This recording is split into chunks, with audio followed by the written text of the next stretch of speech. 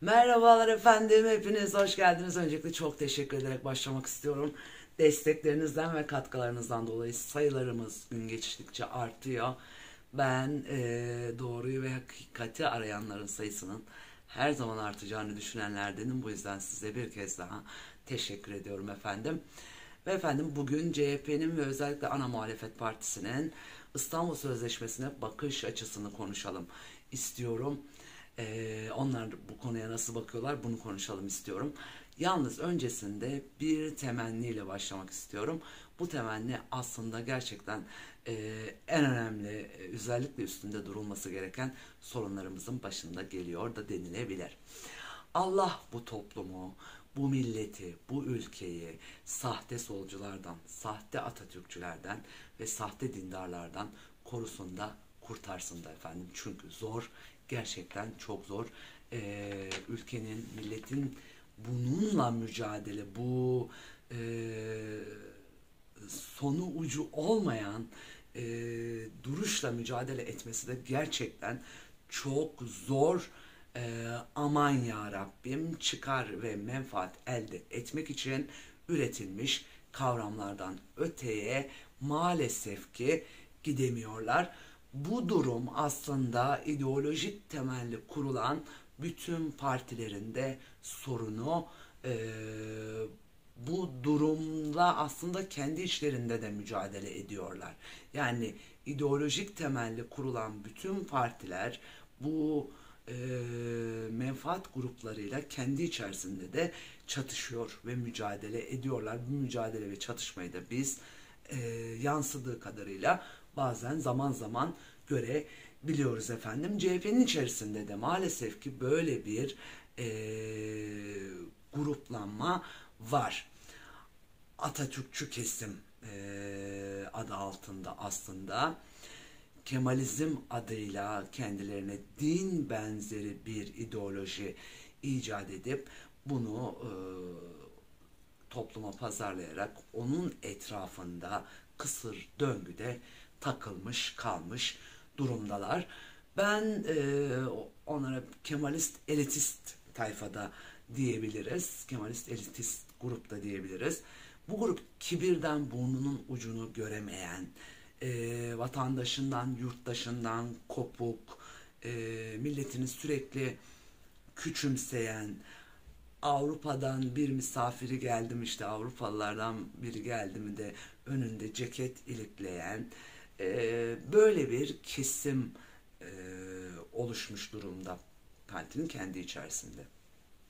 Ve bunlar variyetli de bir kesim aynı zamanda. Yani zamanında işte Atatürkçülüğü, Kemalizmi icat edip millete pazarlayarak heybeyi doldurmuşlar. Tıpkı bu tarafta dini siyasete alet edip pazarlayan, dini pazarlayan kesimin heybesini doldurduğu gibi bunlar da zamanında heybeyi doldurmuşlar. Allah versin tabii o kısımda değiliz. Yalnız bunun topluma ne kadar zarar verdiğini ben size anlatmaya çalışacağım bu noktada özellikle. Şimdi burada bu Kemalist elitist tayfaya Avrupa seviciler de diyorum ben aynı zamanda. Çünkü Avrupa bunlara ne veriyorsa, ne pazarlıyorsa bunlar da bunu topluma dayatıyorlar. Bakın pazarlıyorlar demiyorum, dayatıyorlar metazori bir şekilde. Uygulanacak bu diyorlar. Ya yapmayın, etmeyin, bu yanlış, bu bizim toplumumuza uymaz, bu ceket bize dar gelir, bu olmaz, bizim yapımıza uymaz, aile yapımıza uymaz, Ee, biz dindar bir toplumuz, dindarlığı da geçtim uymaz yani metazori bir biçimde bunu dayatmanın bir anlamı yok. Yani hak ve özgürlüklerden bahsedip metazori bir biçimde topluma yasalar dayatmak ne kadar insani, bunu da e, göz ardı etmemek lazım. Olmaz diyorsun, olur diyorlar. Ya şimdi en azından olmaz dediğinde buraya bir bakalım demeleri lazım. Yani evet burada birileri itiraz ediyorsa burada bir şey var, yani bunu bir araştıralım demek gereği dahi duymuyorlar. Uygulayacaksın, uygulayacaksın. İtiraz edeni de anasından doğduğuna pişman ederler yapısı gibi bir yapı söz konusu. En azından dindar kesime, yani siyasal İslam'ı düstur edinen kesime bu yanlış, bundan dönelim, yani bu bize uymaz dediğinde en azından yanlıştan uygun bir dille anlatıldığında dönen de bir kesim var kendi içlerinde, yani en azından buraya bakıldığını da gören bir kesim de var. Ama bu tarafta metazori bir dayatma var. Tıpkı İstanbul Sözleşmesi'ne, bu topluma dayatma çabalarında gördüğümüz manzara aslında uygulanacak diyor. Bu yasalar uygulanacak. Olmaz bu yasa diyorsun. Bu yasa yanlış diyorsun. Hayır, bu yasa uygulanacak. Dan öteye gidemiyorlar maalesef. Bakıldığında efendim, yanlış mı? Yanlış bu iş. Topluma metazori bir biçimde dayatılan İstanbul Sözleşmesi'nin maddeleri tek tek bakıldığında, tek tek maddeleri baştan sona kadar yanlışlarla, hatalarla ve eksikliklerle dolu. Anlatacağız da hepsini, sonuç alana kadar anlatacağız hepsini. Avrupa Birliği 2012 tarihinde AK Parti iktidarına bu sözleşmeyi amiyane tabirle bir punduna getirdi. Bir oyunla imzalattı. İmzaladık biz bu sözleşmeyi. Daha sonrasında mütedeyyin, aklı selim kesimlerin ısrarıyla, baskısıyla bu sözleşmeden dönüldü. Lakin geç kalındı efendim dönülmekte. Dönülene kadar bu sözleşmeden binlerce canımıza mal oldu. Bu sözleşme, kadınımız telef oldu, olmaya da devam ediyor. Bakın, kadın cinayeti değil, kadın kıyımı oldu resmen. Kadınımız telef oldu. Bu binlerce canımıza mal oldu. Bunun sorumluluğunu henüz kimse üstlenmedi. Lakin burada büyük bir mesuliyet var ve vebal var efendim. Mağduriyet var, çünkü kadınımız, çocuklarımız, ailemiz mağdur oldu. Olmaya da devam ediyor bu sözleşme yüzünden, olmaya da devam ediyor. Dönemin iktidarına bu sözleşmeyi niye imzaladınız?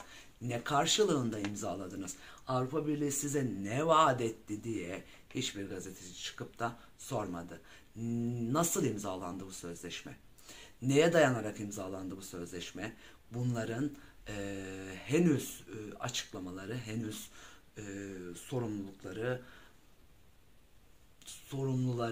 sorumlulukları üstlenilmedi, görülmedi. Hiçbir kimse tarafından da bu sorular sorulmadı. Ana muhalefete de sorulmuyor. Bu sözleşmeyi neye dayanarak bu topluma dayatıyorsunuz? Neye dayanarak bu sözleşmede ısrar ediyorsunuz diye kimse sormuyor CHP'ye. Ben soruyorum. Neye dayanarak bu sözleşmede ısrar ediyorsunuz? Neyin ısrarı bu? Avrupa Birliği size ne vaat ediyor bu sözleşmenin uygulanması karşılığında? Ne vaat edildi? Ne vaat ediyor? Bunların sorulması gerekiyor. Çünkü yani kuru bir ısrardan öteye gidemiyor hiç kimse. Aynı zamanda İstanbul Sözleşmesi'nin bu toplumda travmatik sonuçlar doğuran maddeleri hiç sorgulanmadan, hiç araştırılmadan, ne bu ısrar, yani bu ısrarın nedenini biz burada sormak istiyoruz. Özellikle İstanbul Sözleşmesi'nin dayatıldığı bugünlerde dahi kadın cinayetleri sayısı gittikçe artıyor. Bakın, cinayet demekten ben ötesine geçeceğim. Yani kusura bakmayın, ötesine geçeceğim. Kıyım oluyor efendim. Kadın kıyımı oluyor. Yani cinayetin ötesinde cinayet falan değil bu. Bunun adı artık resmen kadın kıyımı denilebilir. Kıyım var resmen aile içerisinde. İşte efendim, bu gerçeği gördükleri halde sözleşmede ısrar eden, göz göre göre kadının canını, Türk aile yapısını hiçe sayan zihniyete CHP'nin içerisindeki o CHP zihniyeti denir aslında. Tamamını tenzih ediyorum. Bu sözleşmenin aile üzerindeki etkileri, kadınlar üzerindeki etkileri, çocuklar üzerindeki etkileri, toplumsal sonuçları, pedagojik sonuçları araştırıldı mı? İstatistiksel veriler ortaya konuldu mu? Çalışmalar yapıldı mı? Akademik çalışmalar yapıldı mı? Akademik çalışmalar ortaya konuldu mu? Konuluyor mu? Getirin efendim bu çalışmaları, pedagojik sonuçları, aile üzerindeki etkileri, cinayetlerin ne kadar arttığını ortaya koyalım. Uygulamamız gerekiyorsa o zaman bunu konuşalım. Yani hiç bunlar araştırılmadan, hiçbir toplumsal veri ortaya konulmadan, çalışma yapılmadan, bu sözleşmenin pedagojik sonuçları araştırılmadan ortaya konulup sadece dayatılması maalesef ki yanlışta ısrardır. Başka bir şey değildir efendim. Yanlışta ısrarında bir anlamı yok. Bizim sonuca götürmez. Bir netice alamayız bu ısrardan. Algı yönetimiyle sözleşmede ısrar edilmesinin hiçbir anlamı yok. Hakikaten bir işe yaramıyor. Görüldüğü gibi bir sonuçta alamıyoruz maalesef. Ne kadar ısrar edilse de, ne kadar algı operasyonlarıyla gerçekler kapatılmaya çalışılsa da hakikate ulaşmak isteyen düşünce ve duruşların önü kapatılamıyor. Biz bunu toplumsal olarak da aslında şu anda görüyoruz. Gerçek ve neticeleri aslında görüyoruz. Bu doğa kanunudur aynı zamanda. Doğrunun ve hakikatin önü kapatılamaz. Ne kadar kapatmaya çalışırsanız o kadar büyür aslında. Böyle de bir gerçeklik var. İşte burada en basiti Avrupa'nın uygulamadığı, Avrupa'nın maddelerini uygulamadığı sözleşmeyi bize niye dayatıyorlar? Biz niye uyguluyoruz? Neden uygulamak zorundayız? En basiti bu soruyu kimse sormuyor, sormak istemiyor aslında efendim. Niye uygulamak zorunda bırakılıyoruz biz? Bize neden dayatılıyor? Biz proje sahası mıyız? Deney alanı mıyız Türkiye olarak da bu sözleşmeyi bir deneyelim, uygulayalım mantığında ve düsturunda hareket ediliyor. Sonuçlarını öngörebilen insanlar var. Görebiliyoruz. Sonuçlarını, neticelerini görebiliyoruz. Bu neticeleri göre göre bunun dayatılması işte problemli nokta burası efendim. Bakın bir örnek vermek istiyorum. Avrupa'dan, Almanya'dan boşanmış karı koca, Türk karı koca Almanya'da yaşıyorlar. Boşanmışlar. Üç çocukları var. Kadın çocuklarını babalarına göstermiyor. İnat etmiş kadın. Göstermiyor çocukları babaya. Baba çocukların kendisinden olduğundan emin, biliniyor. Yani burada da bir bahis yok. Yalnız kadın inat etmiş. Çocukları göstermiyorum diyor. Ne yaparsan yap diyor. Göstermiyorum ben diyor. Bunu bir silah olarak kullanıyor kocasına karşı. Türkiye'de de benzer örnekleri çok fazla var. Adam bir süre sonra 1, 2, 3, üçüncüde adam hazırlıklı geliyor. Kadına 16 bıçak darbesiyle kadın öldürülüyor. 16 bıçak. Kocası tarafından 16 bıçak. Ve bu adam bir gün dahi Almanya'da ceza almıyor. Alman devleti, hukuk sistemi kadını kusurlu buluyor. Hiçbir şey öldürme nedeni olamaz. Ben size hukuk kısmını anlatıyorum. Hukuk sistemine göre, Almanya hukuk sistemine göre kadın kusurlu bulunuyor. Bir babanın çocuklarını görmesi insani bir haktır diyor Alman adalet sistemi. Burada insan hakları ihlali var diyor. büyük bir ağır tahrik var diyor. Ağır tahrik var burada diyor. Burada insani bir hak ihlali var. Bir babanın çocuklarını görmek istemesi insani bir haktır diyor. Ve bu adam bir gün dahi ceza almıyor. Alman hakim burada çok büyük bir ağır tahrik var diyor. Belki de aynı duruma ben düşsem ben de benzerini yapabilirdim. Başıma gelmeden bilemem diyor. Çünkü bu gerçekten erkeği tahrik eden bir şey.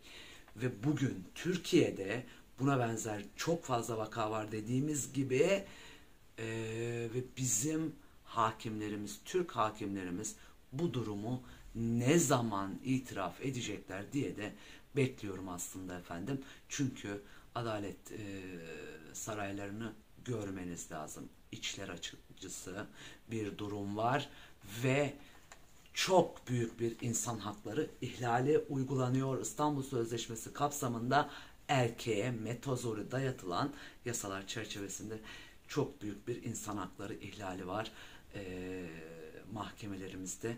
Bu da yakında çıkacaktır. Merak etmeyin. Her şey çıktığı gibi bu da çıkacaktır. Bu insan hakları ihlalini şu an için görmezden gelemeyiz efendim. Gerçekten büyük bir insan hakları ihlali var. Bu da yakında çıkacaktır dediğimiz gibi. Bu yasalar kapsamında dayatılan işte o yasalar kapsamında dayatılan bu metazori durum maalesef ki insan hakları ihlaline sebebiyet veriyor. Ne demek efendim? Erkeği evden uzaklaştırmak, kocayı evden uzaklaştırmak ve çocukları göstermemek ne demek? Yani bu nasıl bir yasadır? Neyle açıklayacaksınız? Neyle açıklanıyor?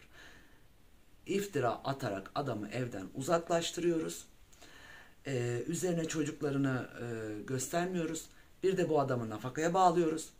Bakın efendim sevgilisiyle birlikte nafaka arttırımı dilekçesi veren kadını gördü bu gözlerimiz. Nafaka arttırım eski kocasına nafaka arttırımı için savcılığa dilekçe vermeye gidiyor kadın. Beraberinde yanında sevgilisi var.